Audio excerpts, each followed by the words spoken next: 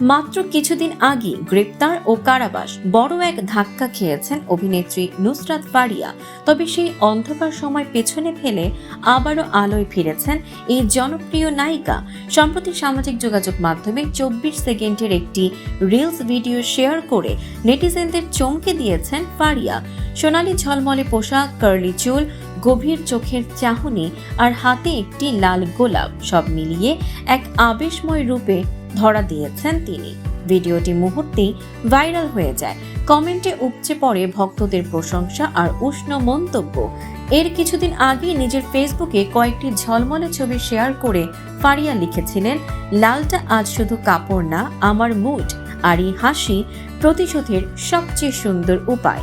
অনেকে মনে করছেন এটি হয়তো তার প্রতি ঘটে যাওয়া ঘটনারই এক প্রতীকী জবাব। আলোচনায়, বিতর্কে আর রূপে গুণে নুসরাত ফারিয়া যেন বলেই দিলেন, আমি ফিরেছি এবং আরও দৃঢ়ভাবে। দর্শক, নুসরাত ফারিয়ার এই কামব্যাক নিয়ে আপনার মন্তব্য কমেন্ট করে জানান। এমন আরও চমকপ্রদ সব খবর পেতে ফলো করুন আমাদের ফেসবুক পেজ CB24 TV এবং সাবস্ক্রাইব করুন CB24 TV অফিসিয়াল।